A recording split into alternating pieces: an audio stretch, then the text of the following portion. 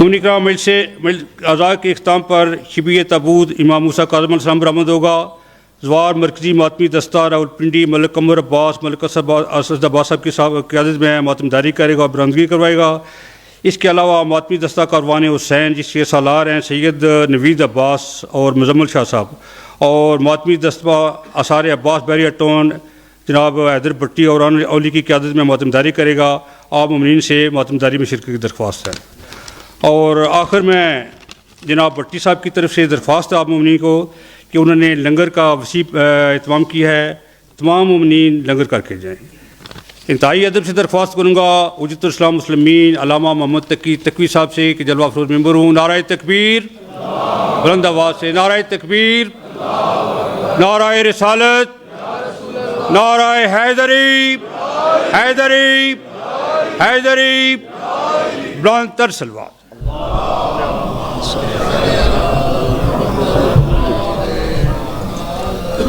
نعرہ تکبیر، نعرہ رسالت، یا رسول اللہ، نعرہ حیدری، یا محمد وآل محمد بلند تر صلوات۔ اللہم صلی علی محمد وآل محمد۔ اپنی اپنی دعاؤں کی قبولیت کے لیے، اپنی حاجات کی برابری کے لیے، اور جن مومنین نے اس مسجد کی تعمیر میں اپنا بنیادی کردار ادا کیا، ان کے مرحومین کی بخشش و مغفرت کے لیے، اور جتنے بیمار ہیں تمام بیماروں کی شفا یابی کے لیے صلوات پڑھ لیجئے۔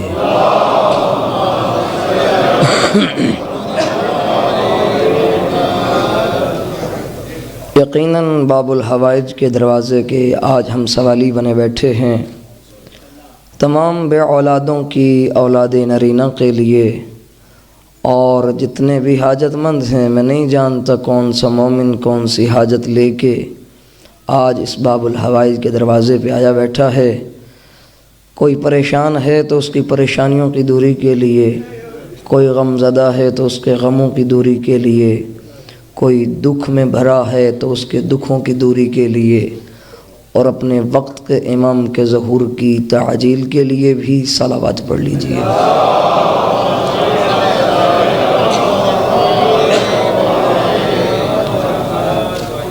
ہر بندے سے آج منت کروں گا، یقیناً ہر ایک کو بلایا گیا ہے اور کہا گیا ہے کہ آج باب الحوائج کی مصیبت کا دن ہے، شرکت فرمائیے گا۔ میں سب سے ایک منت کروں گا، آج اسے بھی بلاؤ جس کا ایک ہاتھ پسلیوں پہ ہوتا ہے، اسی بی بی کو بھی دعوت نامہ دیتے ہوئے جو اپنے بیٹوں کو ہر مقام پہ بیٹھ کے روتی ہے، اسی کو بھی دعوت نامہ دیتے ہوئے، اور اپنے وقت کے امام کو جو آج بھی پردہ غیبت میں بیٹھ کے خون کے آنسو روتا ہے، اسے بھی دعوت نامہ دیتے ہوئے مل کے صلوات پڑھ لیجئے۔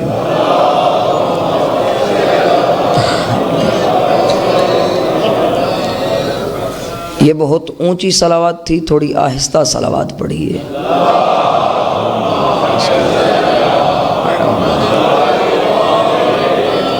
ماشاء اللہ لا حول ولا قوة الا باللہ العلی العظیم۔ اعوذ باللہ من الشیطان اللعین الرجیم، بسم اللہ الرحمن الرحیم۔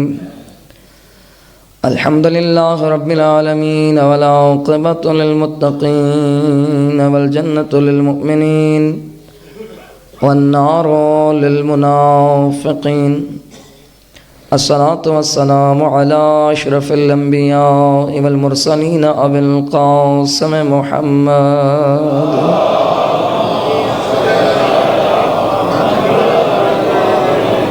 قال رب اشرح لي صدري ويسر لي امري واحلل عقدة من لساني يفقهوا قولي۔ قال الله تبارك وتعالى في كتابه المجيد وفرقانه الحميد وقوله الحق، بسم الله الرحمن الرحيم۔ انما يريد الله ليذهب عنكم الرجس اهل البيت وَيُطَهِّرَكُمْ تَطْهِيرًا۔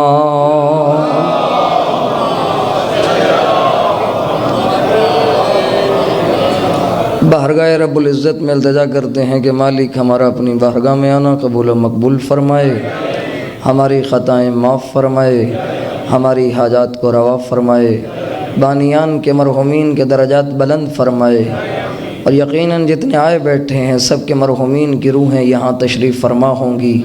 مالک اللہ تمام کو آج کے دن سیدہ کی مہمانی عطا فرمائے، اور جتنے بیمار ہیں ہر مریض کو شفا عطا فرمائے۔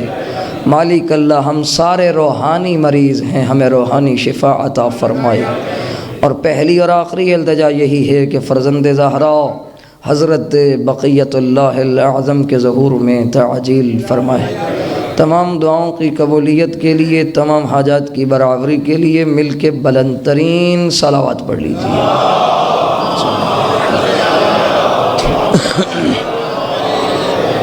نعرہ تکبیر! نہیں، خالق کا نام بلند ہے اسی عقیدت کے ساتھ، اسی محبت کے ساتھ جس طرح علی اللہ کا نام فخر سے لینا پسند کرتے تھے، اسی محبت اور مودت کے ساتھ نعرہ تکبیر، نعرہ رسالت، نعرہ رسالت۔ اگلا نام تو بتانے کی ضرورت نہیں ہے، کس شان سے لینا ہے، کس عقیدت سے لینا ہے، کس مودت سے لینا ہے، کس محبت سے لینا ہے، کس ملنگیت سے لینا ہے، کس مومنیت سے لینا ہے، کس حقیقت سے لینا ہے۔ ہر بندے نے اپنی پہچان خود بتانی ہے کہ میں علی والا ہوں۔ نعرہ حیدری! توجہ ہے سامعین ذی وقار، محبان آل اطہار، موالیان حیدر کرار، عاشقان عباس علمدار، سرمستان باب ولایت کرار۔ توجہ ہے، اگلا جملہ شروع کروں۔ اس کا لاکھ لاکھ شکر ہے، پہلا جملہ آپ کی خدمت میں صرف کرنے لگا ہوں۔ اس کا لاکھ لاکھ شکر ہے کہ جس نے سیدہ کی نالین سے لپٹی ہوئی گرد کے ذروں کا تصدق اس کاتب تقدیر نے ہماری کتاب مقدر میں ولایت علی کے گوہر عطا کر کے ہمیں دنیا و آخرت میں مالا مال فرما دیا ہے۔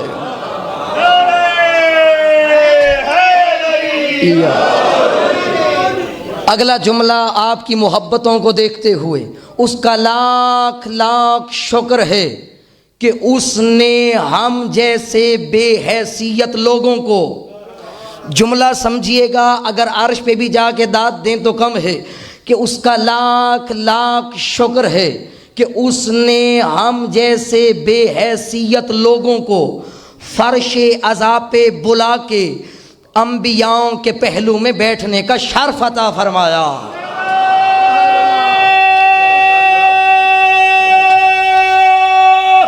حیدری! اللہم صلی علی محمد۔ اور اس کا لاکھ لاکھ شکر ہے کہ اس نے خیانتوں بھری اس کائنات میں، توجہ ہے، اس کا لاکھ لاکھ شکر ہے کہ اس نے خیانتوں بھری اس کائنات میں ہماری آنکھوں میں امانت زہرا رکھ دی ہے۔ اگلا جملہ، اس کا لاکھ لاکھ شکر ہے کہ اس نے ہماری آنکھوں کے صدف کو وہ گوہر نایاب عطا فرمائے جب محشر کے میدان میں ساری دنیا کنگال کھڑی ہوگی، ہمیں مالا مال فرمایا ہوگا۔ اگلا جملہ یہ ہے کہ جس کا عقیدہ ہے کہ سیدہ آتی ہیں اور ہمارے آنسوؤں کو رومال کی زینت بناتی ہیں، یہ ہر اس بندے کے لیے ہے۔ اور اس کا لاکھ لاکھ شکر ہے کہ اس نے ہماری آنکھوں کے اندھے کنویں کو وہ صدف عطا فرمائے، جملہ بدل دوں، اس نے ہماری آنکھوں کے اندھے کنویں کو وہ گوہر نایاب عطا فرمائے جس کی قیمت مصر کا بازار نہیں، زہرا کا رومال ہے۔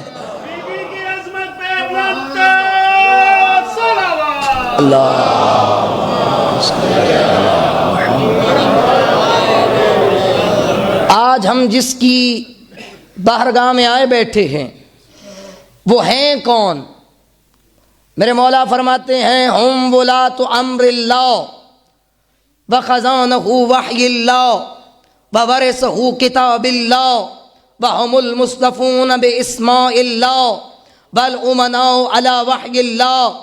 وہ ہیں جو اللہ کے امر کے ولی ہیں، وہ ہیں جو اللہ کی کتاب کے وارث ہیں، وہ ہیں جن کا ہم ذکر کرتے ہیں، وہ ہیں جو اللہ کی کتاب کے وارث ہیں، وہ ہیں کہ جن کے نام اللہ نے اپنے نام پہ رکھے ہیں، وہ ہیں کہ جو اللہ کی وحی کے امین ہیں، وہ ہیں جو وحی دین ہیں، وہ ہیں جو قلعہ دین ہیں، وہ ہیں جو امیر المؤمنین ہیں. توجہ ہے، وہ ہیں جو وحی کے امین ہیں، وہ ہیں جو جانشین علی ہیں، وہ ہیں کہ جو موسیٰ کاظمین ہیں. آج ہم اس مولا کی بارگاہ میں آئے بیٹھے ہیں کہ جس نے ہمیں اتنا عطا کیا کہ آج ہم فقیر بن کے بیٹھے ہیں، وہ امیر بن کے عطا کرتا ہے. توجہ ہے. اگلے جملے، اللہ کے ان ولیوں نے جنہیں اللہ نے فرمایا کہ ہم ولاۃ امر اللہ، یہ اللہ کے امر کے ولی ہیں، اور ولی پتہ چلا کہ اللہ کی طرف سے ہوتا ہے. اور جب وہ ولی اللہ جسے بناتا ہے، ولی ہونے کے بعد اس کو حق کے تصرف دیتا ہے، تو اب جس کی جان پہ، جس کے وجود پہ آئمہ کا تصرف ہے، وہی بولے گا کہ کیا میں گناہوں سے بچ کر ان کا تصرف بجا لاتا ہوں کہ نہیں؟ کیا میں اپنے آپ کو اس قابل سمجھتا ہوں کہ میرے ان جانوں پہ اس ولی کا حق ہے؟ امام رضا نے مانی الاخبار عیون اخبار رضا میں حسن بن فضال سے روایت ہے، وہ کہتے ہیں میں نے امام سے پوچھا مولا امام کی علامات کیا ہیں؟ فرمایا للامام علامات یکون اعلم الناس، امام وہ ہوتا ہے جو سب سے عالم ترین ہو، سب سے بلند ترین عالم ہو. توجہ ہے. وَأَعْلَمَ النَّاسِ وَأَحْلَمَ النَّاسِ، جو بردبار ترین ہو. پھر فرمایا تیسری صفت یہ ہے وَشْجَعَ النَّاسِ، جو شجاعت ترین ہو. فرمایا پھر تیسری صفت یہ ہے کہ وَأَسْخَى النَّاسِ، جو سخی ترین ہو. فرمایا پھر اگلی صفت یہ ہے وَعَبُدَ النَّاسِ، جو لوگوں کی طرح بہت عبادت گزار ہو. پھر فرمایا اگلا جملہ وَيَكُونُ مُطَهَّرًا بِتَطْهِيرًا، جو خود بھی پاک ہو، جو اس کی محفل اور مجلس میں آ جائے اسے بھی پاک کر کے اٹھائے. محمد والے محمد صلوات اللہ.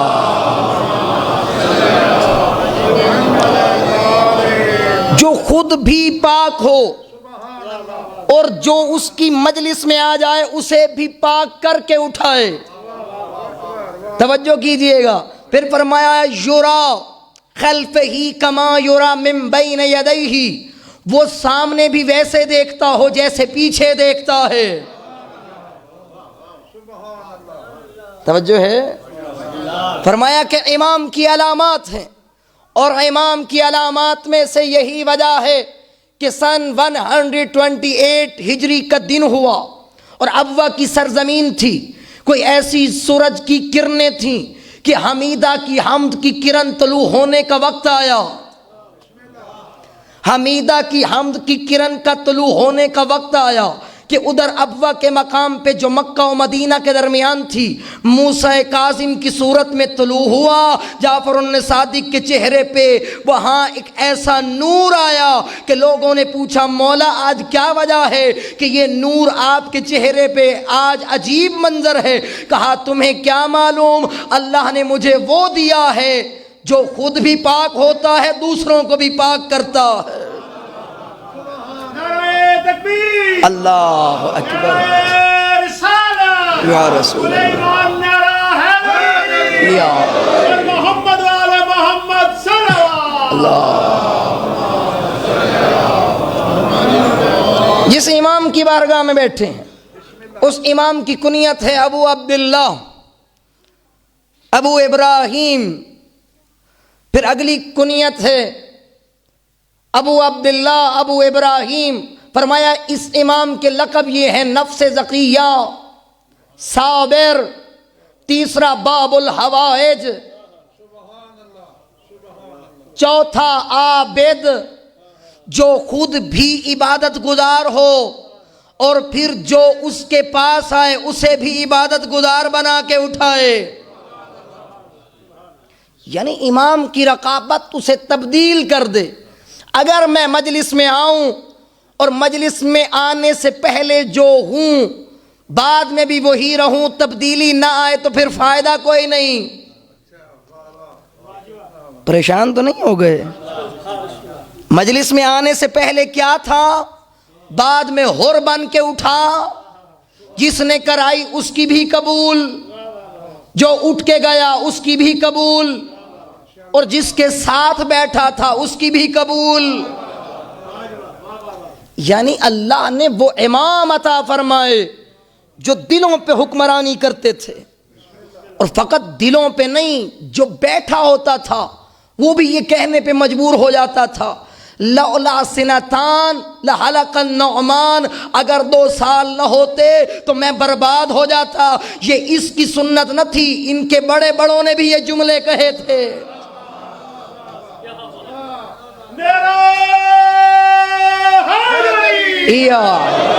محمد والے محمد صلوات اللہ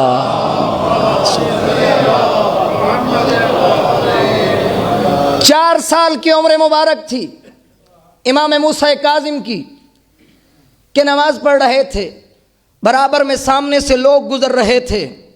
حضرت ابو حنیفہ دوڑتے ہوئے صادق آل محمد کے پاس آئے، کہنے لگے مولا آپ نے اپنے بچوں کی تربیت نہیں دی کہ نماز پڑھ رہے تھے، سامنے سے لوگ بھی گزر رہے ہیں، ان کی نماز میں لوگ حائل ہو رہے تھے۔ کون ہے؟ توجہ ہے، کون ہے؟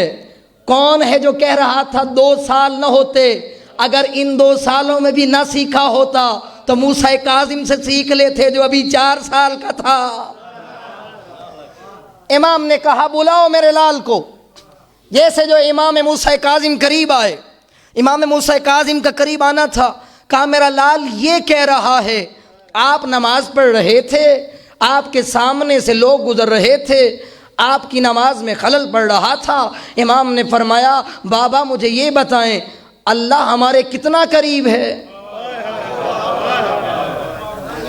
کہا اللہ ہمارے کتنا قریب ہے؟ قرآن میں رب خود کہتا ہے نحن اقرب الیہ من حبل الورید، ہم تو انسان کی شاہ رگ سے بھی زیادہ قریب ہیں۔ جب میرے اور رب کے درمیان فاصلہ کوئی نہیں، تیسرا میری نماز میں خلل کیسے ڈال سکتا ہے؟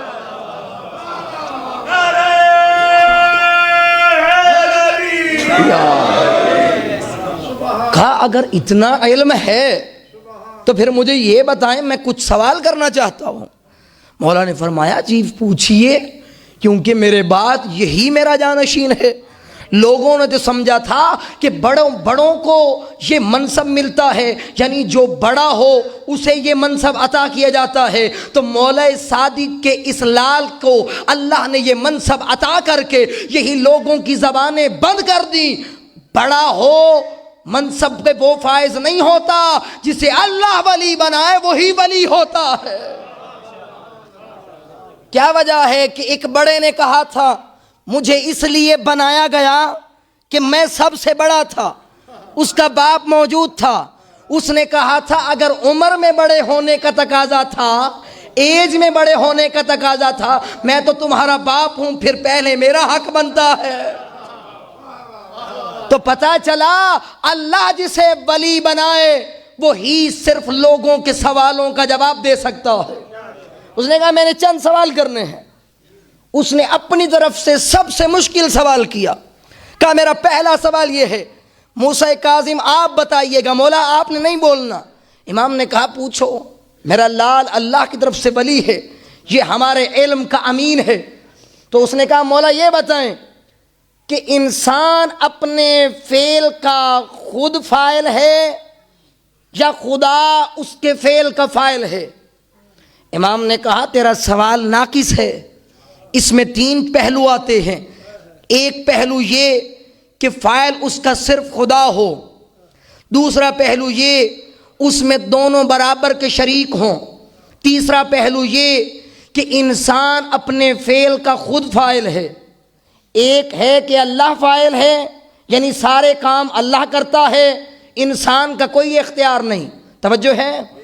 جتنے میرے جوان بیٹھے ہیں یہ ان کے لیے بھی ہے کہ آج کل لوگوں کو بتایا جاتا ہے، ہمارے جوانوں کو گمراہ کیا جاتا ہے یونیورسٹیوں میں، فعل فاعل کا نہ بتا کے فاعل ہوتا ہے کام کرنے والا، یعنی اگر سارے کام اللہ کر رہا ہے، بندے کا کوئی اختیار نہیں ایک لمحہ۔ اور دوسرا پہلو کہ بندہ اور خدا دونوں شریک ہیں۔ توجہ ہے؟ یعنی اللہ بھی کچھ چاہتا ہے تو کرواتا ہے، بندہ بھی اگر کچھ کرنا چاہے تو کر سکتا ہے۔ اور تیسرا پہلو جس میں بندہ خود مختار ہے، اس میں اللہ اس کا شریک نہیں ہے، خدا اس کے فعل میں فاعل نہیں ہے۔ تو کہا پہلی صورت میں اگر اللہ خود فاعل ہے تو دوسرے کو عذاب کیسے دے سکتا ہے؟ یہ تو عدل کے خلاف ہے۔ کہا دوسری صورت کہ دونوں شریک ہوں، کہا اگر اللہ دوسرے بندے کو عذاب دے خود کو بچا لے، یہ بھی عدل کے خلاف ہے۔ تو پتہ چلا لامحالہ تیسری صورت بنتی ہے کہ بندہ خود مختار ہے، خود اختیار رکھتا ہے، گناہ کرے گا عذاب بھی اسی کے لیے، ثواب کا کام کرے گا، نیکی کا کام کرے گا تو جزا بھی اسی کے لیے۔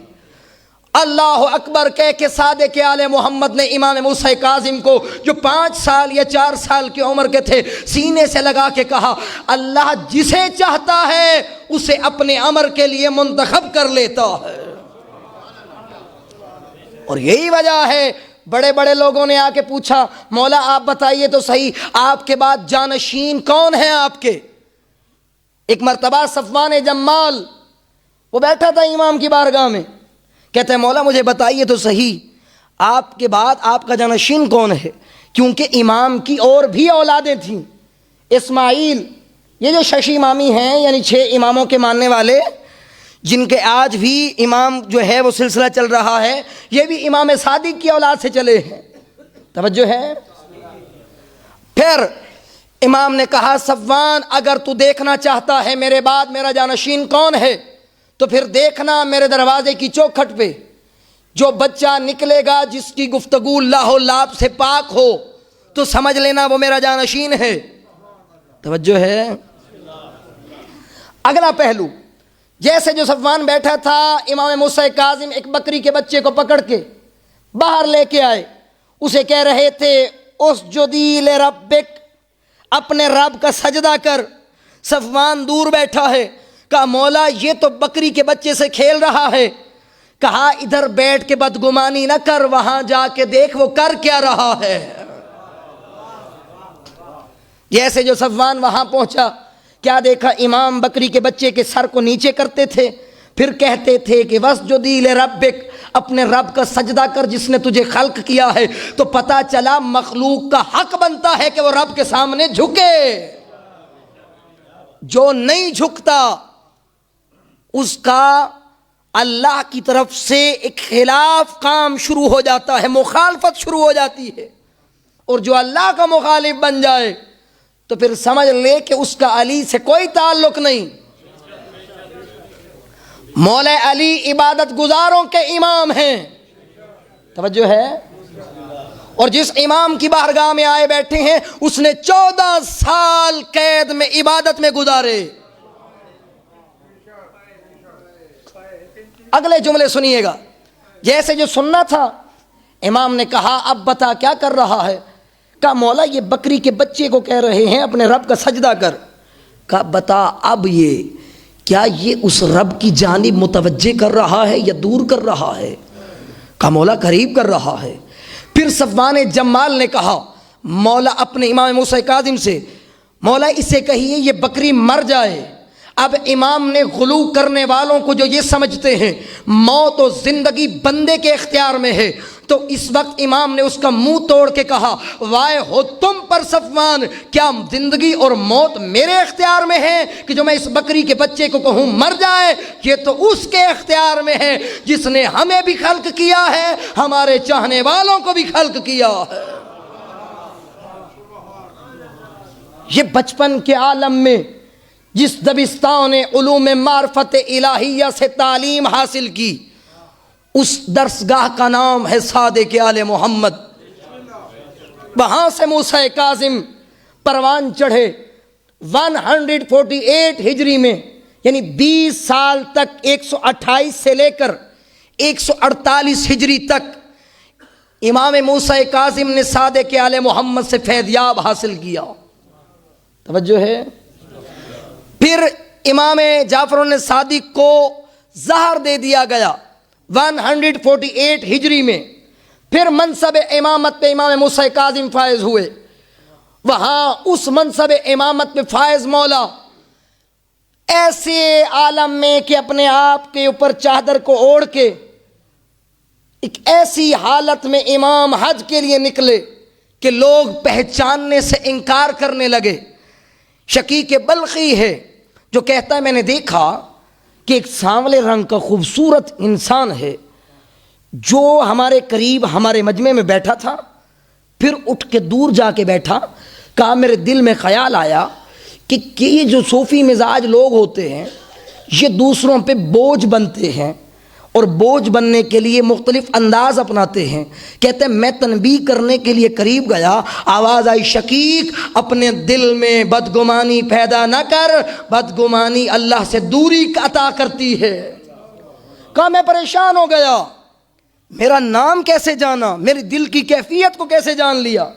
کہا میں نے یہ سوچتے ہوئے کہ میں قریب جاؤں، کچھ سوالات کروں، پوچھوں ان سے تعارف کیا ہے۔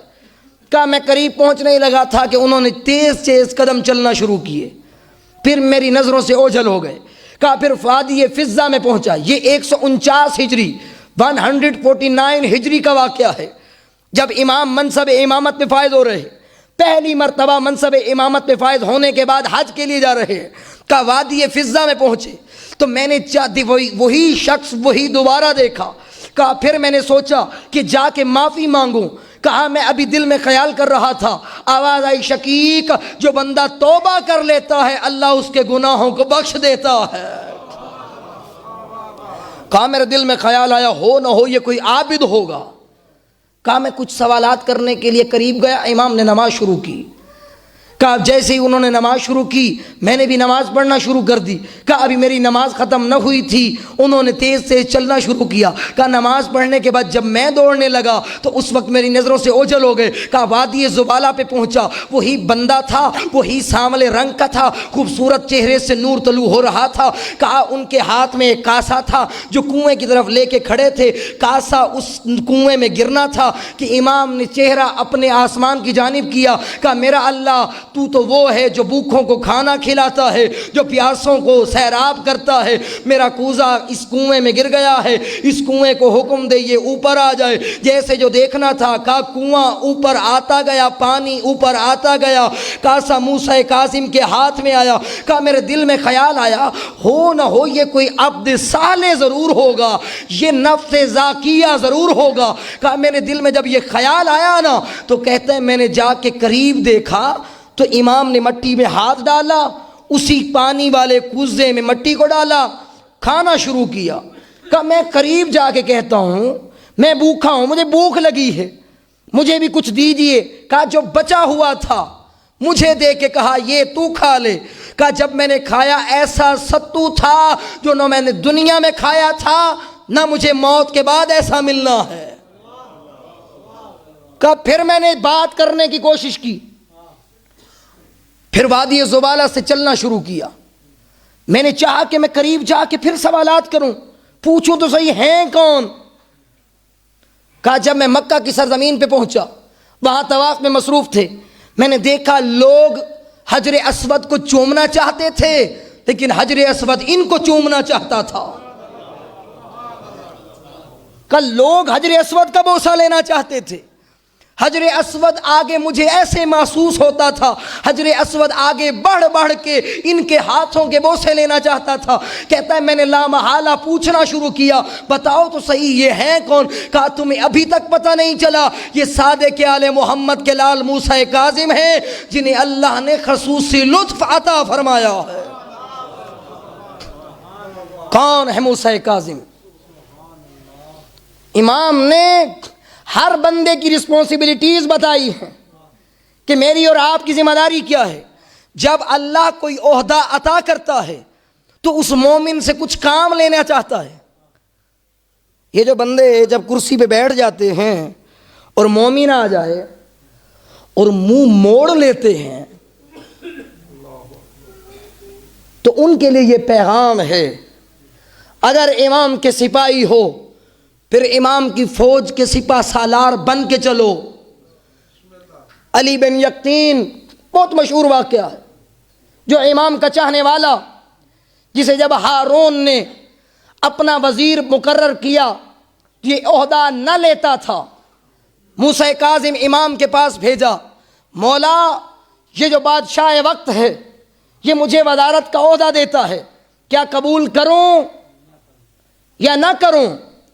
امام نے کہا جب اللہ تمہیں عطا کر رہا ہے تو لے لو، لیکن اس کا حق ادا کرنا، اگر کوئی مومن آ جائے اسے پھر خالی نہ پلٹانا۔ یہ ہر بندے کی رسپانسبلٹیز ہیں، کچھ نہ کچھ ذمہ داریاں ہیں۔ یہ اس وقت کی ذمہ داری جو موسیٰ کاظم بتا رہے تھے، آج وقت کے امام نے کچھ ذمہ داریاں عائد کی ہیں۔ اگر کوئی بندہ علم والا ہے تو لا علم والے کو علم عطا کرے، صدقہ امام ہے۔ اگر کوئی بندہ کسی عہدے پہ بیٹھا ہے، بغیر سفارش کے آج کل کام نہیں ہوتا، لیکن اگر کوئی ایسا آ جائے جو قابل ہو، سفارش کی ضرورت ہو، پھر حق تیرا بنتا ہے امام کے سپاہی کے لیے کام کر۔ علی بن یقطین کے پاس جب ایک مرتبہ امام کا چاہنے والا آیا جس کا نام ابراہیم جمال تھا، اس نے علی بن یقطین سے وقت مانگا، کہا میرے پاس وقت نہیں ہے، ابھی میں مصروف ہوں۔ جب علی بن یقطین حج پہ گئے امام سے ملاقات کے لیے، کہا مولا علی بن یقطین ملنے آیا ہے۔ موسیٰ کاظم امام نے کہا میرے پاس تیرے لیے کوئی وقت نہیں، کیونکہ تو نے میرے چاہنے والے کو خالی پلٹا دیا ہے۔ کہا مولا کیا کروں، میں مجبور تھا۔ کہا نہیں، جب تک وہ راضی نہیں ہوگا موسیٰ کاظم امام راضی نہیں ہوگا۔ کہا مولا آپ کی جدائی برداشت نہیں ہوتی، آپ کو دیکھے بغیر نہیں جاؤں گا، لیکن وہ کوفے میں رہتا ہے اور میں یہاں ہوں۔ مولا نے فرمایا علی بن یقطین اگر تیرے دل میں توبہ کے لیے خواہش ہے تو پھر جنت البقیع چلا جا، وہاں ایک ناکہ ملے گی، اس ناکہ پہ سوار ہونا، چشم زدن میں تو وہاں پہنچ جائے گا، جہاں وہ تجھے لے جائے گی وہاں اس کے دروازے پہ روک دے گی۔ علی بن یقطین گیا، وہاں ناکہ ملی، ناکہ پہ سوار ہوا، ایک ہی لمحے میں وہ کوفہ پہنچا، جا کے ابراہیم جمال کا دروازہ بجایا۔ ابراہیم نے پوچھا کون؟ کہا علی بن یقطین۔ کانپنے لگا، علی بن یقطین اور میرے دروازے پہ؟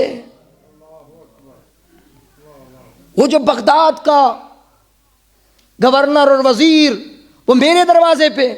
کہا دروازہ کھول، جلدی کر، دیر نہ کر، میرا دل تڑپ رہا ہے۔ اس نے دروازہ کھولا، کہا کیوں آئے ہو؟ کہا مجھے معاف کر دو، میں تجھے خالی پلٹا دیا تھا۔ کہا جاؤ میں نے معاف کیا۔ کہا نہیں، رسید لے کے جاؤں گا۔ کہا رسید کیسی؟ کہا میں اپنا رخسار مٹی پہ رکھتا ہوں، تو اپنا پاؤں میرے رخسار پہ رکھ، تاکہ موسیٰ کاظم امام کو جا کے دکھاؤں مولا تیرے چاہنے والے سے رسید لے کے آیا ہوں۔ تڑپنے لگا، کہنے لگا یہ کیسے ممکن ہے کہ ایک وزیر کے منہ پہ میں اپنا پاؤں رکھوں؟ کہا اس وقت تک نہیں جاؤں گا جب تک اپنے پاؤں سے رسید نہیں لگائے گا۔ اس نے پاؤں رکھا، وہ فوراً واپس مدینے آیا۔ اب جب آیا نا موسیٰ کاظم امام دروازے پہ کھڑے ہو کے استقبال کر رہے تھے۔ کہا علی بن یقطین جس حالت میں تو آیا ہے تیرا رب نے بڑا پسند کیا ہے۔ اپنے سینے سے لگایا، ملاقات کا وقت دیا، پھر وہی علی بن یقین ہے جب مشکل میں پھنستا ہے اور امام کو خط لکھتا ہے، مولا مجھے بتائیں وضو کیسے کرنا ہے، اور وضو میں جو مسح ہے، ہمارا ایک مسئلے پہ جھگڑا ہو گیا ہے، ایک کہتا ہے کہ مسح انگلیوں کے سرے سے کعبین یعنی بلندی تک کرنا ہے، اور دوسرا بندہ کہہ رہا ہے نہیں کعبین سے سروں تک آنا ہے، مولا کیا کرے؟ اب دیکھ جو وقت کا امام ہوتا ہے وہ میرے حالات سے واقف ہوتا ہے۔ امام نے کہا علی بن یقین جیسے جو میرا خط ملے تو نے ویسے وضو کرنا ہے جیسے وہ کرتے ہیں۔ اب پریشان ہو گیا، دیکھا تحریر وہی ہے، سند وہی ہے، مہر وہی لگی ہوئی ہے جو امام کی تھی۔ اب کہنے لگا جب امام نے کہہ دیا ہے پھر میرا بھی کوئی حق نہیں بنتا کہ میں چوں کروں یا چراں کروں، پھر آگے بات میری نہیں بنتی۔ اس نے ویسے وضو کرنا شروع کیا۔ کیوں؟ کیونکہ ہارون کھڑا دیکھ رہا تھا کہ یہ موسیٰ کاظم کو ماننے والا ہے یا کسی اور کو۔ جب انہوں نے الٹا وضو کر لیا پھر کچھ عرصے کے بعد امام کا خط پہنچا، علی بن یقین تیرے مسئلے کا حل یہ ہے کہ ویسے انگلیوں کے سرے سے کعبین تک آنا ہے، مسئلے کا حل یہ ہے اب ویسے وضو کر جیسے آل محمد نے بتایا ہے۔ اب خطرہ ٹل گیا ہے، تو بھی محفوظ ہے اور تیرے چاہنے والے بھی محفوظ ہیں۔ محمد بلند تر صلوات۔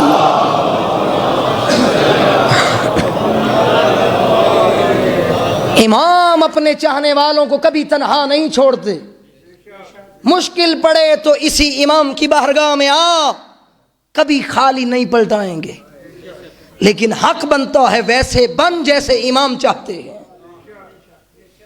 اور امام کا اگلا لقب ہے باب الحوائج۔ میں ہر پہلو کو تھوڑا سا جلدی سمیٹنے لگا ہوں کیونکہ وقت بہت ہو چکا ہے۔ امام کا اگلا لقب ہے باب الحوائج۔ 10 اگست 1928 کو اخبار پازبالہ میں یہ ایک واقعہ شائع ہوا تھا کہ جو بغداد کی سرزمین پہ کاظمین میں امام موسیٰ کاظم کی زرعی اقدس پہ ہوا تھا۔ ایک بندہ نابینا جس کو لوگوں نے لا علاج کر دیا تھا، آج مانگ کے جائیے گا، کوئی بندہ خالی نہ جائے، جسے لوگوں نے لا علاج کر دیا، تجھے بینائی نہیں مل سکتی، فقیر بن کے موسیٰ کاظم امام کے دروازے پہ آیا، کہنے لگا مولا تیرے در کا سوالی آیا کھڑا ہے، فقیر آیا کھڑا ہے، آنکھیں ختم ہو چکی ہیں، سارے ڈاکٹروں نے لا علاج کر دیا ہے، مولا روتا اس لیے ہوں کہ تھوڑی روشنی اور مل جاتی تیری زری کو دیکھ کے اور گریہ کر لیتا۔ جیسے جو یہ رونے کے لیے اس کے آنکھوں سے آنسو آئے نا، آواز آئی جا تجھے روشنی دے دی گئی، تجھ فقیر کو امیر کر دیا گیا۔ جیسے جو اس نے دیکھا نا امام کی زری کو، اب روشنی ملی گئی تھی، تڑپ کے کہنے لگا مولا تیرا شکر ہے، دوڑتا ہو واپس آیا، کہا موسیٰ کاظم کے دروازے پہ آیا تھا فقیر بن کے، انہوں نے مجھے دنیا کا امیر بنا کے بھیج دیا ہے۔ سارے لوگوں نے اس کے کپڑے کو تبرک کے طور پہ استعمال کیا تھا۔ پھر اس سے پوچھا گیا مسئلہ کیا تھا، کیوں آیا تھا؟ کہا میں اندھا ہو گیا تھا، بینائی ختم ہو گئی تھی، پھر میں روتا ہوا جب موسیٰ کاظم امام کے دروازے پہ آیا تو اللہ نے مجھے بینائی عطا کر دی ہے۔ یہ بڑے باب الحوائج ہیں، اور جب بھی بندہ ان کے دروازے پہ آتا ہے نا امید ہو کے نہ آیا کرے، اور کبھی کبھی اس طرح ہوتی ہے دعا قبول ہونے میں تھوڑا وقت لگ جاتا ہے۔ مولا سے پوچھا گیا مولا یہ دعا قبول ہونے میں دیر کیوں ہوتی ہے؟ امام نے فرمایا دیر اس لیے ہوتی ہے کیونکہ رب کو اس کی آواز پسند ہوتی ہے، اور رب چاہتا ہے یہ مانگتا رہے میں اس کی آواز سنتا رہوں، یہ مانگتا رہے میں اس کی آواز سنتا رہوں۔ کہا اللہ جس کی آواز کو ناپسند کرتا ہے اسے جلدی عطا کر کے کہتے ہیں جا مجھے تیری آواز اچھی نہیں لگتی۔ اس رب کی بارگاہ میں مانگنا سیکھ، کس طرح سادے کے آل محمد کے لال نے مانگنا سکھایا ہے۔ اور اپنی عبودیت کا اللہ نے اظہار ان ولیوں سے کیسے کروایا ہے. 14 سال کی قید میں امام نے شکر ادا کر کے کہا مالک اللہ تیرا شکر ہے کہ تو نے مجھے تنہائی دی اور میں تیرا عبد بن کے زندگی گزارتا رہا. اور یہی وجہ ہے جب امام کو قید میں رکھا گیا، امام کی عزت کو پامال کرنے کے لیے بڑے بڑے حربے اپنائے گئے اور ایک فاحشہ عورت کو امام کی بارگاہ میں بھیجا گیا. میں نے کیوں کہا ہے یہ خود بھی طاہر ہوتے ہیں، جو ان کی مجلس میں آتا ہے اسے بھی طاہر بنا دیتے ہیں. ایک فاحشہ عورت گئی، اسے کہا گیا جاؤ تاکہ ان کی عزت کو پامال کیا جائے، ان کی عزت پہ ہم کوئی حرف اٹھائیں، ان کو قتل کرنے میں آسانی ہو. جب یہ اس طرح کے جب انہوں نے کارنامے سر انجام دینے شروع کیے نا، وہ فاحشہ جب وہاں گئی اگلے دن واپس آ گئی. کہا یہ تو مجھے دیکھتا ہی نہیں ہے. کہا نہیں تم جا کے انتظار کرو، شاید کوئی ایک نگاہ تمہارے اوپر ڈالے. 3 دن تک مسلسل بیٹھی رہی. امام نے کہا تم مجھے نہ دیکھو، میرے ارد گرد دیکھو. اذن امامت سے کیا دیکھا؟ حوران و غلمان امام کی خدمت میں مصروف تھے. تڑپ کے کہتی ہے جب اتنے حسین موجود ہیں جنہیں وہ نہیں دیکھتا مجھے کیا دیکھے گا. اپنا سر سجدے میں رکھا، کہا سبوح قدوس ورب الملائکۃ والروح، پاک ہے وہ ذات جس نے موسیٰ کاظم کی بارگاہ میں مجھے بھیج کے. جب چوتھے دن ہارون کا کوئی کارندہ وہاں گیا، کیا دیکھا کہ وہ بھی سجدے میں پڑی ہے. اسے بلایا گیا، بتا کیا وجہ ہے، تو کیوں سجدے میں پڑ گئی؟ کہا ہارون پہلے میں دنیا دار تھی، جب اس عابد سے ملی ہوں عبادت گزار بن گئی ہوں. ہارون پہلے دنیا دار تھی، اب عبادت گزار بن گئی ہوں. کہا وجہ کیا ہے؟ کہا جب میں نے اس کے ارد گرد دیکھا حوران و غلمان جس کی خدمت میں مصروف تھے، اب مجھے بتا میں کیا کرتی. اتنے حسینوں کو نہ دیکھا، مجھے کیا دیکھتا. جب میں نے اللہ کی یہ وحدانیت کرنے والے عبد کی عبادت کو دیکھا میرے اندر غلبہ طاری ہوا اور میں عبادت میں مصروف ہو گئی. کہا ہذیان نہ بکو، میرے لوگوں کو گمراہ نہ کرو. کہا اس کو جا کے قید خانے میں ڈال دو. اس نے بھی اس وقت تک سر نہیں اٹھایا جب تک روح پرواز نہیں ہوئی. یہ وہ ہیں جو دوسروں کو بھی پاکیزہ بنا دیتے ہیں. جو بھی ان کی مجلس میں آ جائے پھر اسے عبادت گزار بنا کے اٹھاتے. اور جب بندہ عبادت گزار بن جائے نا، پھر آدھی رات کو آیا کر اس رب کے دروازے پہ، دیکھا کر وہ کریم کس طرح تجھ سے باتیں کرتا ہے. یہ صادق آل محمد کے اس لال نے سکھایا ہے، تنہائی میں رب بندے سے باتیں کرتا ہے. جس نے دیکھنا ہو نا، نماز شب اس وقت پڑھی کر جب کوئی دیکھ نہ رہا ہو. پھر نماز شب پڑھتے ہوئے کہا کر تو کریم ہے، میں ذلیل ہوں. تو عطا کرنے والا، میں سوالی بن کے بھکاری بن کے تیرے دروازے پہ آنے والا. پھر دیکھ وہ رب کس طرح محو گفتگو ہوتا ہے. 14 سال کی قید گزاری کیسے؟ اب اپنے وقت کے امام کو پرسہ دینے کے لیے ہر بندہ اپنے آپ کو اس طرح آمادہ کرے، کیونکہ ہر بندے کی میں نے منت کی تھی. کہا تھا اس بی بی کو بلاؤ جس کا ایک ہاتھ پسلیوں پہ ہوتا ہے اور دوسرے ہاتھ میں رومال لیا ہوتا ہے. جی بھر کے پرسہ دینا، کوئی بندہ آج خالی نہ جائے، کیونکہ وہ بی بی آئی بیٹھی ہے جسے بلانا نہیں پڑتا. لیکن آپ لوگوں نے تو خود بلایا ہے نا، کہا آقا زادی آ جاؤ تمہارے لال کا پرسہ دینے آئے ہیں. ہر بندے کے سامنے منت کروں گا. ایک عالم دین ایران کے فرماتے تھے اتنی آوازوں کو بلند کیا کر کہیں زہرا کی آواز تیرے رونے سے اونچی نہ ہو جائے. کہیں تڑپ کے یہ کہے تجھے کیا پتا موسیٰ کاظم تڑپایا کیسے گیا.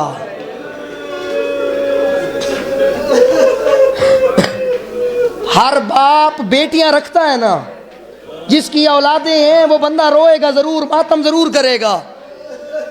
ایک سال میں کتنی عیدیں ہوتی ہیں, ایک سال میں کتنی عیدیں ہوتی ہیں؟ 2. 14 سال میں کتنی عیدیں ہوئیں؟ 28 عیدوں میں بیٹیاں انتظار کرتی رہیں.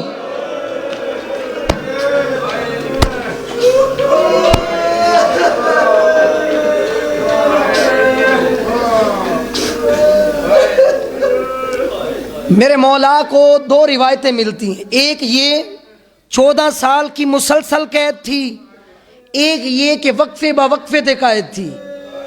لیکن جب پہلی مرتبہ ہارون نے امام کو قید کیا نا, کس انداز میں کہا, ابھی امام نماز میں مصروف تھے رکوع کی حالت میں, سپاہیوں نے آ کے نماز کے اندر سے گھسیٹنا شروع کیا. موسیٰ کاظم امام تڑپ کے کہتے تھے حیا کر میری بیٹیاں اکیلی ہیں. مرحبا اجرکم علی اللہ. کوئی جلدی نہیں ہے, ہر بندہ جی بھر کے پرسا دے. جب امام کو پکڑا گیا نا, امام کو پکڑا گیا, ایک لعین کو امام نے کہا اے لعین مجھے تھوڑا سا وقت دے, میں اپنی بیٹیوں سے وداع تو کر لوں. ایک لعین نے تانا مار کے کہا اپنا کوئی ضمانتی دے. امام نے دائیں دیکھا, مسلمانوں نے منہ پھیر لیا, بائیں دیکھا, مسلمانوں نے منہ پھیر لیا. ایک یہودی کی دکان تھی, تڑپتا ہوا دوڑتا ہوا آیا, کہا میں ضمانت دیتا ہوں. امام نے تڑپ کے کہا یہودی تو اور میری ضمانت, وجہ کیا ہے؟ وہ جو تانا دے رہا تھا کہا وجہ کیا ہے؟ کہا 3 سالوں میں نے کبھی موسیٰ کاظم کی بیٹیوں کی آواز نہیں سنی, مجھے آج پتا چلا اس کی 18 بیٹیاں بھی.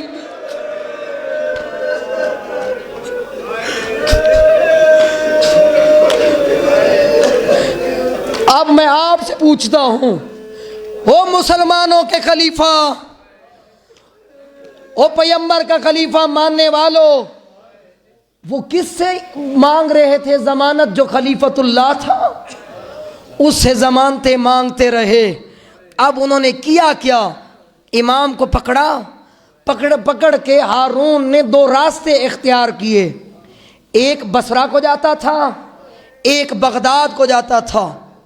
جب محمل تیار کر کے بھیجے نا, امام کو اونٹ کی کوہان پہ لٹکا کے باندھ دیا, اوپر سے پورے کپڑوں کے انبار ڈال دیے تاکہ کسی کو پتہ نہ چلے موسیٰ کاظم گئے کہاں. جب بصرہ کی سرزمین پہ پہنچے نا, 1 سال تک عیسیٰ کی قید میں رہے.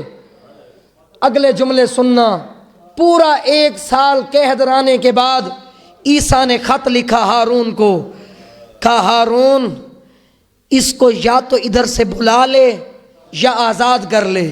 کہا وجہ کیا ہے؟ کیا یہ تجھے تکلیف دیتا ہے؟ کہا نہیں تکلیف نہیں دیتا, سارا دن عبادت کرتا ہے, صبح سر سجدے میں رکھتا ہے, ظہر کے وقت اٹھاتا ہے, ظہر کے وقت سر سجدے میں رکھتا ہے, پھر عشاء کے وقت اٹھاتا ہے, سارا دن روزہ رکھتا ہے, صرف افطار کرتا ہے. کہا بتا پھر کیا کرتا ہے؟ کہا پھر کچھ نہیں کرتا, مجھے اس کی حالت پہ ترس آتا ہے, اگر تو نے اسے یہاں سے نہ بلایا میں اسے آزاد کر دوں گا یا مدینے خود چھوڑ کے آؤں گا.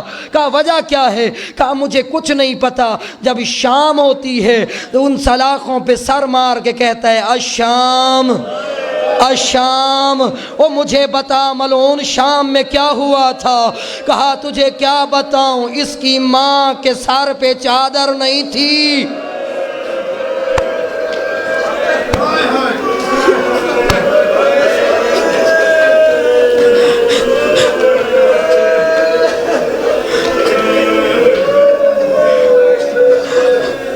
اگلے جملے کر لو گے برداشت. اگلا سلام ہے السلام علی المقید فی قعر السجون. میرے مولا سلام پیش کرتے، میرا سلام ہو اس پہ جسے گہرے کنویں میں رکھا گیا۔ جب ہارون نے بغداد میں بلایا نا امام موسیٰ کاظم کو، جو آج بھی موسیٰ کاظم بغداد کے زوار بیٹھے ہیں نا وہ گواہی دیں گے، آج بھی وہ زندان موجود ہے۔ 63 سیڑھی نیچے اتر کے موسیٰ کاظم کو رکھا گیا جہاں ہوا نہیں ہوتی تھی، 14 سال تڑپتا رہا۔ اب جتنے عزادار بیٹھے ہو انہوں نے کیا کیا تھا؟ انہوں نے آگے زندان میں جو 63 سیڑھی نیچے تھا وہاں ایک گڑھا بنایا، سائیڈوں پہ سلاخیں لگائیں، اوپر سے ایک پتھر رکھا، درمیان میں موسیٰ کاظم امام تھا۔ اسی وجہ سے میرا مولا سلام پیش کر کے کہتے ہیں السلام علی المقید فی قعر السجون، او میرا سلام ہو اس جد موسیٰ کاظم پہ جسے گہرے کنویں میں رکھا گیا۔ موسیٰ کاظم رکوع کی حالت میں تڑپتا رہا۔ اجرکم علی اللہ۔ اگلے جملے اس سے بھی سخت ہیں۔ 183 ہجری 183 ہجری میں اس ملعون نے کہا اب موسیٰ کاظم سے جان چھڑانی ہے، موسیٰ کاظم کو زہر دو۔ سندھی بن شاہق جس کے ہاتھ میں کھجوروں کے ذریعے زہر بھیجی گئی، اب حالت دیکھنا اس زہر کا اثر کیا تھا۔ وہ لوگ کہتے ہیں ہم روتے کیوں ہیں، میں کہتا ہوں ہم مر کیوں نہیں جاتے، ہمارے امام پہ ظلم کون سا ہوا۔ اس ملعون نے آ کے کھجوریں پیش کیں، امام نے کھانا شروع کیا، ایک ایک کھجور کھاتے جاتے ہیں۔ ساتھ میں کھڑی تھی ہارون کے کتیا جسے وہ بڑی محبت کرتا تھا، سونے اور چاندی کے زنجیروں میں جکڑی ہوئی۔ اس نے اپنی زنجیریں چھڑائیں، یہ بہار کی روایت ہے، اس نے اپنی زنجیریں چھڑائیں اور امام کے سامنے آ کے کھڑی ہوئی۔ امام نے وہی کھجوروں میں سے ایک کھجور اٹھا کے اس کے سامنے پھینکی، اس نے کھجور کھائی۔ اگلی روایت کے جملے ہیں جیسے وہ کھجور کھاتی گئی تڑپتی رہی۔ اس کے تڑپنے کی وجہ سے ہوا کیا کہ ہڈیوں سے گوشت جدا ہونا شروع ہوا۔ تھوڑی دیر کے بعد اس کی ہڈیاں پس گئیں، وہ ایک لاش کی ڈھیر کی طرح بن گئی۔ اب ذرا سوچ، جس نے ایک کھائی حالت کیا تھی، جس نے 10 کھائی ہاتھوں سے خون جاری تھا، پاؤں سے خون نکل رہا تھا۔ امام نے تڑپنا شروع کیا، انہوں نے انہی زنجیروں کے ساتھ جا کے زندان میں پھینک دی۔ 3 دن تک میرا موسیٰ کاظم امام تڑپتا رہا، 3 دن تک میرا موسیٰ کاظم امام زنجیروں میں جکڑے ہوئے تڑپتا رہا۔ اب اگلے جملے سننا، جتنے عزادار بیٹھے ہو نا زندان میں تڑپتے رہے نا، فرماتے ہیں تیسرے دن مسیب نامی دربان جسے سندھی بن شائق نے کہا جا دیکھ زندہ ہے یا مر گیا۔ وہ نیچے اترتا ہے نا، دیکھتا ہے، پھر تڑپنا شروع کرتا ہے، کہتا ہے میرا سانس نہیں آتا۔ اب ذرا آپ سے پوچھتا ہوں، جس کے سینے میں جلن ہو اسے کتنی پیاس لگتی ہے؟ اب مجھے بتا، جسے زہر مل گئی ہو اسے کتنی پیاس لگے گی؟ آؤ جتنے عزادار بیٹھے ہو، موسیٰ کاظم امام تڑپتے رہے، اس طرح تڑپے کہ سانسیں پرواز ہونے لگیں۔ اب اگلی روایت مقتل سبزواری، دوسرا نام اسی کتاب کا روضۃ الشہداء، فرماتے ہیں آسانی سے نہیں، اس سندھی بن شاہق نیچے اترا، ہارون نے کہا مجھے شکار پہ جانا ہے، جلدی کر موسیٰ کاظم کو مار، کہ اس نے میخیں امام کے ہاتھ پہ مارنا شروع کیا۔ امام نے تڑپنا شروع کیا، کہا حیا کر، میری بیٹیوں کو یتیم نہ کر۔ سارے مل کے کہو موسیٰ کاظم امام آپ کو جا، آپ کی بیٹیوں نے دیکھا نہیں تھا آپ زندان میں تڑپے کیسے۔ ہائے سکینہ جو کربلا میں دیکھتی رہی، او بابا خنجر کے نیچے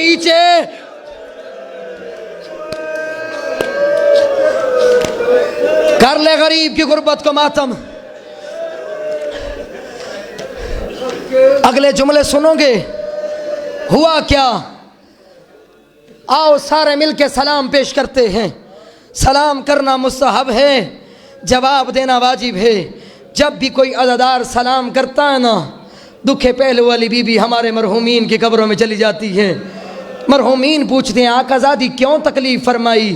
تڑپ کے کہتی ہے تیرے بیٹے نے فلاں مقام پہ بیٹھ کے میرے لال کو سلام کیا تھا، میں حسین کے دکھے پہلو والی اماں اس سلام کا جواب دینے آئی ہوں. السلام علی ساکن المرزوز. سنو گے اس سلام کا مطلب کیا ہے؟ میرے مولا فرماتے ہیں میرا سلام اس جد پہ جس کی پنڈلیوں کا گوشت زندان کی زنجیریں کھا گئی. کہتے ہیں میرا سلام اس مظلوم جد پہ جو تڑپتا رہا بیٹیاں مدینے میں وہ بغداد میں تڑپتا رہا. اب آپ سے پوچھتا ہوں جب بھی کسی علاقے میں کوئی مر جائے کون جنازہ اٹھاتا ہے؟ کیا کبھی مزدور بلائے ہیں؟ جو 19 بیٹوں کا باپ تھا اس کا لاشا مزدوروں نے اٹھایا. کس طرح اٹھایا تھا؟ فرماتے ہیں انہوں نے ایک کمبل ڈالا، اس پہ موسیٰ کاظم کو ڈالا، مزدوروں نے آ کے پلے بغداد پہ جنازہ رکھا نہیں، رات کی تاریکی میں پھینک دیا. کر لے غریب کی غربت ماتم. وجہ کیا تھی؟ ہارون چاہتا تھا یہ گھوڑوں کی ٹاپوں تلے کچلا جائے، ہم کہیں گے خود مر گیا. لیکن ہوا کیا؟ نہ دائیں کے گھوڑے بائیں دوڑے، نہ بائیں کے گھوڑے دائیں دوڑے. ساری رات جانور کھڑے رہے. سارے مل کے کہو موسیٰ کاظم امام آپ کی قسمت اچھی تھی، جانوروں نے حیا کیا. ہائے حسین جو کربلا میں تھا، وہ گھوڑے دوڑتے ہوئے آتے، اپنے پاؤں غریب کے لاشے پہ مارتے، آواز آتی حیا کرو میں نے چکیاں پیس. مرحبا کر لو ماتم غریب کی غربت پہ. آؤ جتنے عزادار بیٹھے ہو میں کہوں گا تھوڑی دیر بعد جنازہ لے آنا. آج بھی دیکھنا جنازے پہ زنجیر لٹکائے جاتے ہیں. وجہ کیا ہے؟ زنجیر اترتے نہیں تھے. 2 ہستیاں ہیں، لے آؤ جنازہ. 2 ہستیاں ہیں جن کو اسی حالت میں دفن کیا گیا. ایک حسین کی سکینہ جو آج بھی رسیوں کے ساتھ، اور دوسرا موسیٰ کاظم. مرحبا اجرکم اللہ. جتنے عزادار کھڑے ہو آؤ مانگ لو جو مانگنا ہے. 2 جملے اور پڑھنے دو. ہوا کیا؟ فرماتے ہیں 2 ہستیاں ایسی ہیں جب سید سجاد نے پوچھا بتاؤ رسیاں جدا کیوں نہیں ہوتی، آواز آئی میری بہن کو اسی حالت میں دفن کیوں کروں؟ کہا جب رسیاں جدا کرتے ہیں تو گوشت ساتھ آتا ہے. موسیٰ کاظم تڑپتے رہے. ماتم حسین.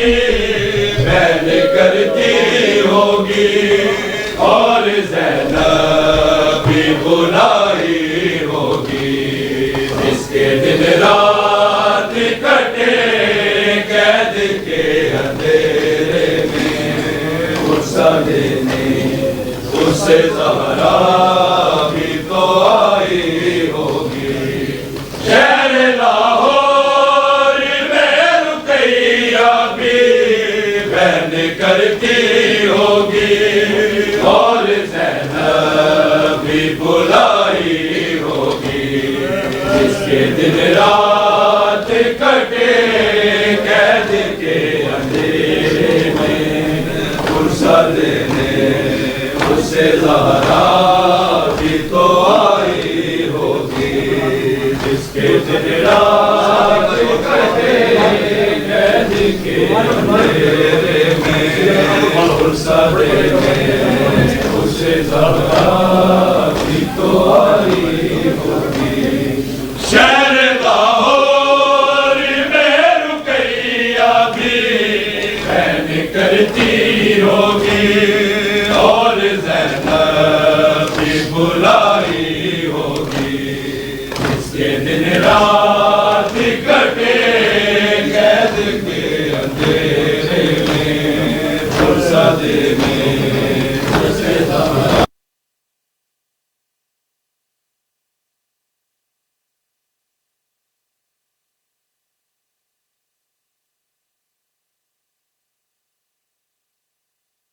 نبھانے والے کوئی اپنا تو تیرے پاس نہ تھا اور میت تیری مزدوروں نے اٹھائی ہوگی دن رات کٹے قید کے اندھیرے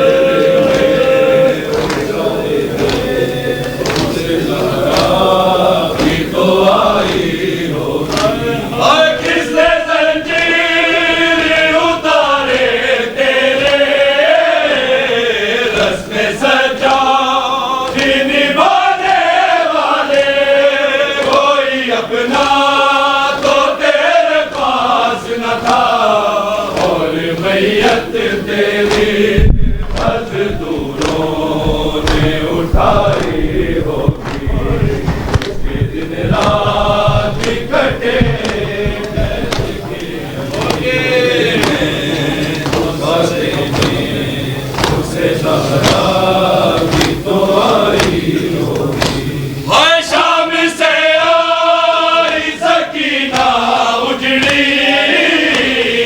اپنے بابا کو بھی ڈرا نہ سکی جس کے پیروں میں آپ لے ہوگے اور روتی ہوگی شامیوں کی جو ستائی ہوگی جس کے دن رات کٹے قید کے اندھیرے میں غصہ دینے اسے زہرا بھی تو آئی ہوگی اور شام سے آئی سکینہ اجڑی اپنے بابا کو بھی ڈرا نہ سکی اور جس کے پیروں میں آپ لے ہوں گے اور وہ روتی ہوگی شامیوں کی جو ستائی ہوگی جس کے دن رات کٹے قید کے اندھیرے میں غصہ دینے اسے زہرا بھی تو آئی ہوگی تیری انگوروں میں جب بھر کے دیا ایک زانے تھے میرے والا کو موسیٰ کاظم کے پاک سینے میں خیر ہارونی نے آئے کیا آگ لگائی ہوگی اس کے دن رات کٹے قید کے اندھیرے میں غصہ دینے اسے زہرا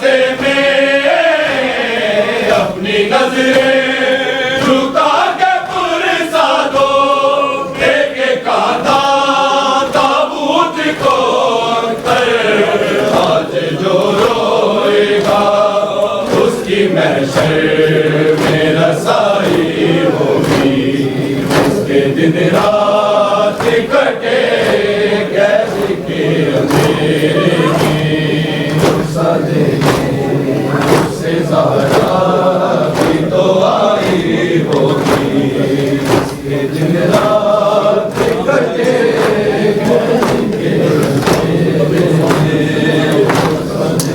میں سے زہرا بھی تو آئی ہوگی شام سے آئی سکینہ اجڑی اپنے بابا کو بھی جلا نہ سکی جس کے پیروں میں آبلے ہوں گے اور وہ روتی ہوگی شامیوں کی وہ صدائی ہوگی اس کے دن رات کٹے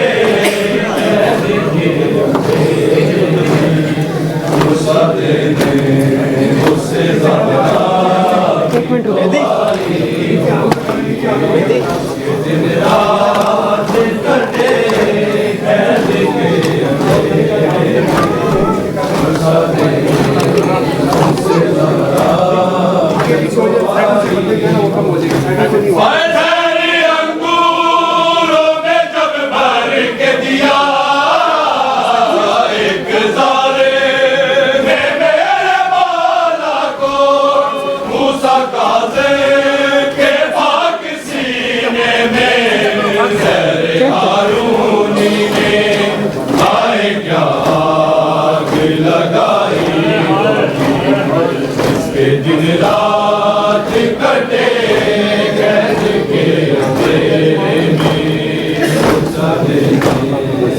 سے زہرا بھی تو آئی ہوگی قیدی امام کے جنازے میں اپنی نظریں جھکا کے پرسا دو دیکھے کانا تابوت کو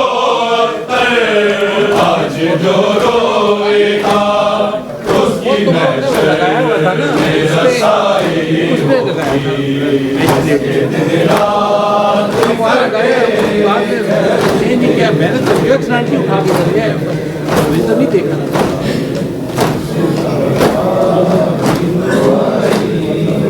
نے کھایا میں ایسا قیدی ہوں جس کو زنجیروں نے کھایا میں ایسا قیدی ہوں جس کو زنجیروں نے کھایا میں ایسا قیدی ہوں جس کو زنجیروں نے کھایا میں ایسا قیدی ہوں جس کو زنجیروں نے کھایا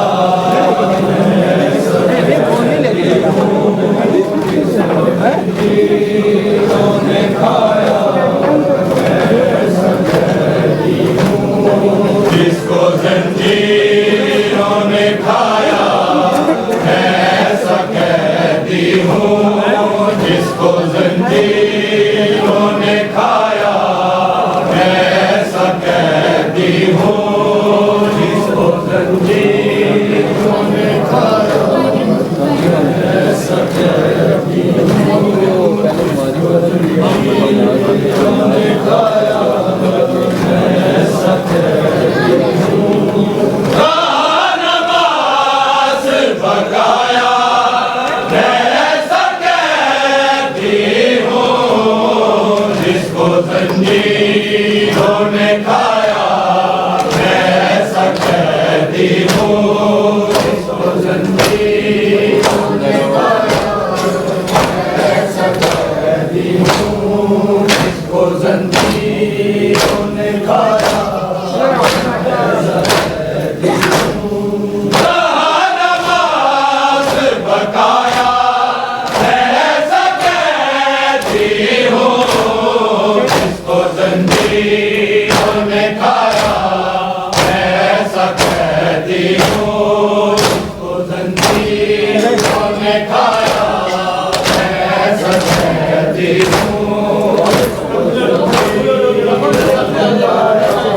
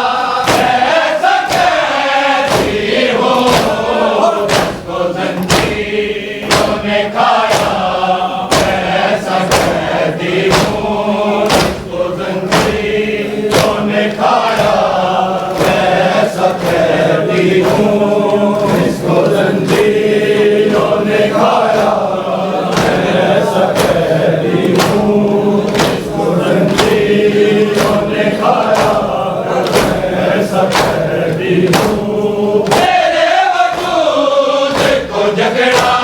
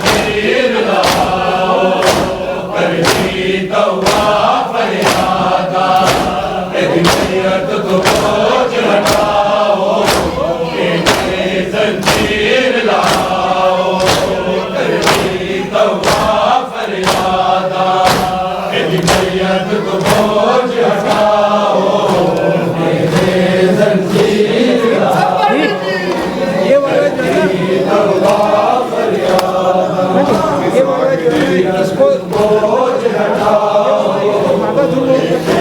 زنجیر لاؤ ایک قیدی 14 سالہ دا بس زخم سنگ دفناؤ زنجیر لاؤ کرتی توبہ فریادا میری میت کو بوجھ ہٹاؤ میرے زنجیر لاؤ ایک قیدی 14 سالہ دا بس زخم سنگ دفناؤ میرے زنجیر لاؤ کرتی توبہ فریادا میری میت کو بوجھ ہٹاؤ میرے زنجیر لاؤ کرتی توبہ فریادا بوجھ ہٹاؤ میرے زنجیر لاؤ ایک قیدی 14 سالہ دا بس زخم سنگ دفناؤ میرے زنجیر لاؤ کرتی توبہ فریادا میری میت کو بوجھ ہٹاؤ میرے زنجیر لاؤ کرتی توبہ فریادا میری میت کو بوجھ ہٹاؤ میرے زنجیر لاؤ کرتی توبہ فریادا میری میت کو بوجھ ہٹاؤ میرے زنجیر لاؤ کچھ کھل بغداد دے آ گیا ہے کچھ وچ زندان دے رہ گیا ہے کچھ کھل بغداد دے آ گیا ہے کچھ وچ زندان دے رہ گیا ہے کوئی نام خدا زندان وچوں ایک ٹکڑے لے آؤ میرے زنجیر لاؤ کرتی توبہ فریادا میت کو بوجھ ہٹاؤ میرے زنجیر لاؤ ایک قیدی 14 سالہ دا بس زخم سنگ دفناؤ میرے زنجیر لاؤ کرتی توبہ فریادا میری میت کو بوجھ ہٹاؤ میرے زنجیر لاؤ کرتی توبہ فریادا میری میت کو بوجھ ہٹاؤ میرے زنجیر لاؤ بے وارث سمجھ کے لاش دی رکھ کے لے پل بغداد